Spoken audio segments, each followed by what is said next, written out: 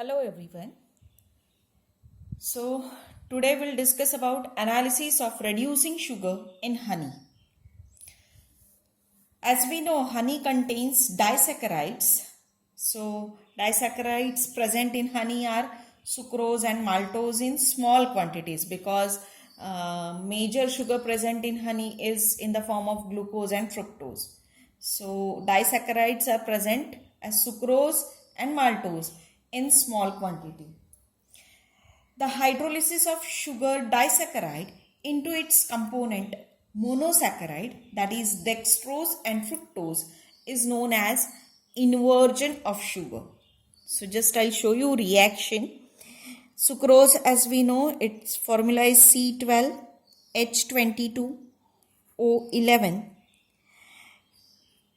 On hydrolysis, it gives you glucose C6H12O6 and fructose, same formula C6H12O6. So this is your glucose, fructose.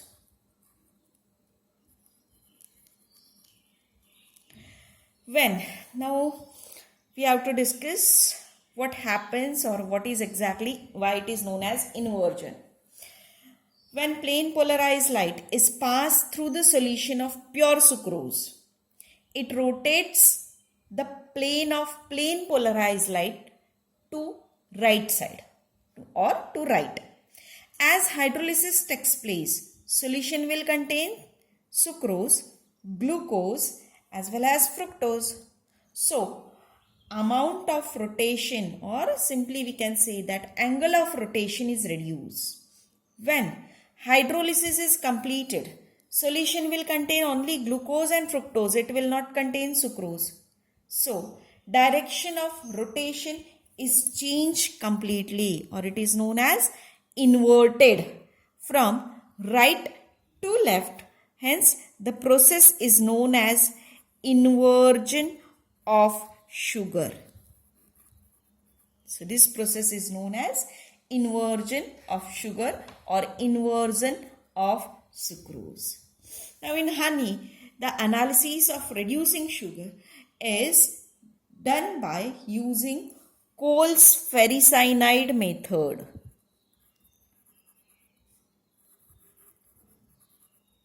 Cole's ferricyanide method. By using this method, we are able to detect not only glucose, but even we are able to detect the lactose. That means if you want to use this method for detection of lactose in milk, yes, you are able to use. At the same time, suppose we have discussed Lanion's method in milk detection of lactose in milk. So that method also we can use for detection of sugar in honey. So one and the same. But here for detection of or analysis of reducing sugar in honey, we are going to use Cole's ferricyanide method.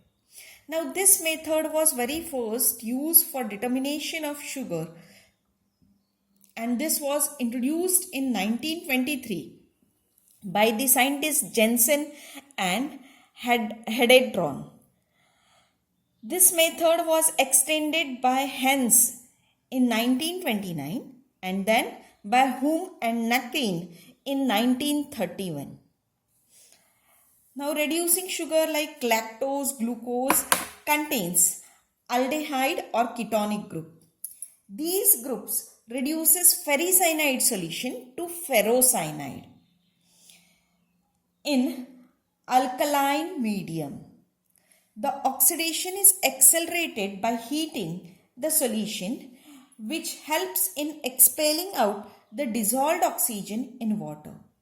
The ferricyanide is slightly colored solution, so it becomes difficult to detect the end point of the titration. So, scientist Sidney William Cole modified the method by addition of methylene blue as an indicator. Hence, later on, this method was named as Cole's ferricyanide method. Now, we have to discuss about the principle of the method.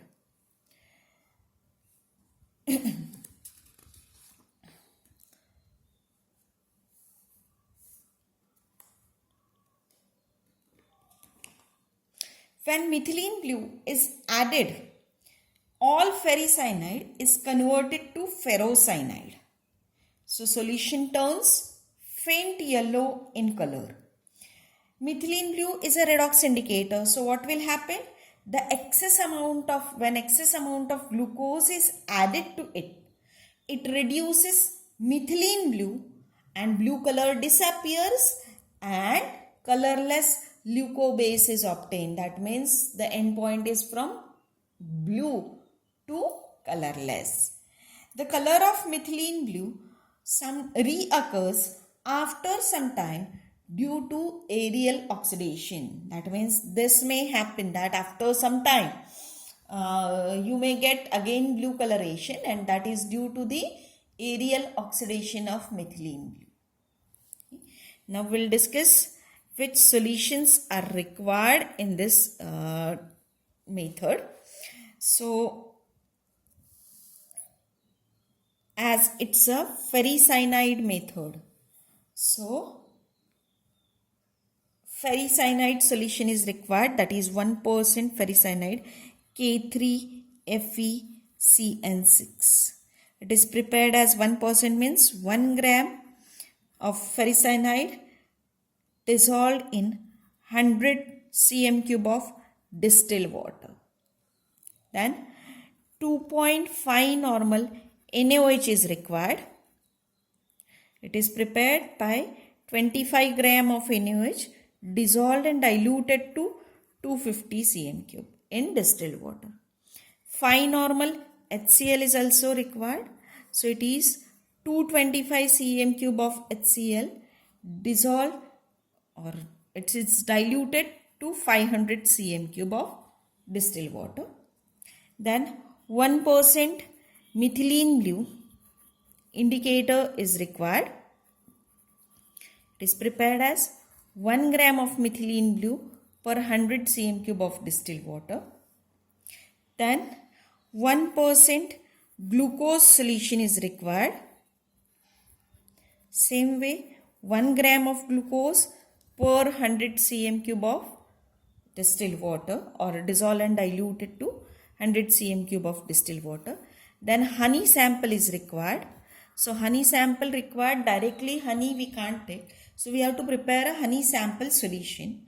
So 10 gram of honey dissolved in hot water, then cool it and dilute it to 250 cm cube in distilled water. Now we have to discuss about the procedure. The procedure is carried out in 3 parts. Very first is standardization.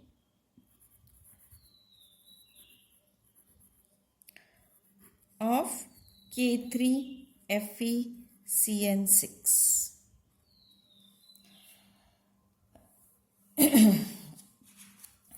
In standardization method, you have to pipette out 25 cm cube of K3FeCN6, that is ferricyanide, in evaporating dish. To that, add 5 cm cube of 2.5 normal NaOH. Boil the solution and titrate the hot solution against standard 1% glucose solution till solution turns pale yellow.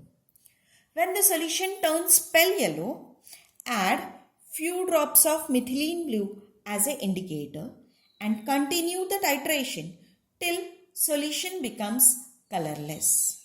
Now note down the reading as ACM cube. Just I'll repeat the process. Listen carefully.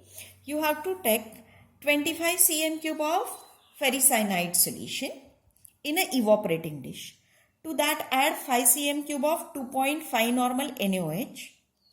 Boil the solution and titrate the hot solution against 1% glucose solution. You have to continue titration till pale yellow color is obtained. Then add few drops of methylene blue, so color will become blue, or color will turns into blue. Then continue titration till you will get the colorless solution. Note down the reading as ACM cube. Now part 2 is estimation of reducing sugar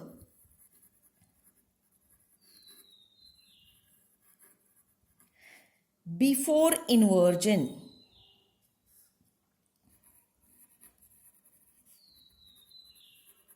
Estimation of reducing sugar before inversion. Now in this case, what you have to do? Again, pipette out 25 cm cube of ferricyanide solution in a evaporating dish. To that, add 5 cm cube of 2.5 normal NaOH and boil the solution in the same way like standardization. Then titrate the hot solution against, instead of glucose, against honey sample solution. Continue titration till solution becomes colorless, and then add solution becomes yellow in color. Then add methylene blue. Solution will turn blue in color. Continue titration till it becomes colorless. Now note down the reading as BCM cube. Now we have to continue with the part 3, that is estimation of reducing sugar after inversion. Okay, after inversion. Now for after inversion, very first you have to treat the honey sample. So pipette out 25 cm cube of honey sample solution in a round bottom flask. To that, add 10 cm cube of fine normal HCl and reflex the solution for 1 hour in a water bath. Then cool the content and neutralize acid by using sodium bicarbonate. Then dilute the content to 100 cm cube with distilled water. So I'll repeat this, what you have to do for inversion. Pipette out 25 cm cube of honey sample in a round bottom flask. To that, add 10 cm cube of fine normal HCl solution in a round bottom flask. Then reflux the flask in a water bath for 1 hour. After 1 hour, you have to dilute the content up to 100 cm cube by using distilled water. Now this solution you have to use as a burette solution. Now next step is same as standardization and estimation of reducing sugar before inversion. So again pipette out same way 25 cm cube of ferricyanide solution in a evaporating dish. To that, add 5 cm cube of 2.5 normal NaOH solution. Titrate the solution against whatever the honey solution we obtain after inversion.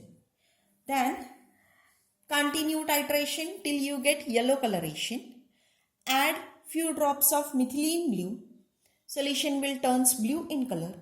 Continue the titration till the solution will become colorless. Now note down the reading as CCM cube. Note down the reading as CCM cube. So we get 3 readings: ACM cube for standardization, BCM cube for estimation of reducing sugar before inversion, and CCM cube for estimation of reducing sugar after inversion.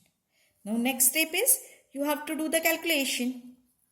So in calculation part, as we know, 25 cm cube of K3FeCN6 ferricyanide is equals to ACM cube of 1% glucose. But it is diluted to 100 cm cube. So it will be 10 into A milligrams of glucose. 10 into A milligrams of glucose. Now before inversion, we get B cm cube of honey, that is equals to 25 cm cube of 1% K3FeCN6. So hence we can write B cm cube of honey will be equals to 10 into A milligram of glucose. Therefore, 100 cm cube of honey will be equals to 10 into A into 100 by B milligrams of glucose. We'll consider that this answer as G milligram of glucose. Okay, answer will get G milligram of glucose. Now, percentage of reducing sugar.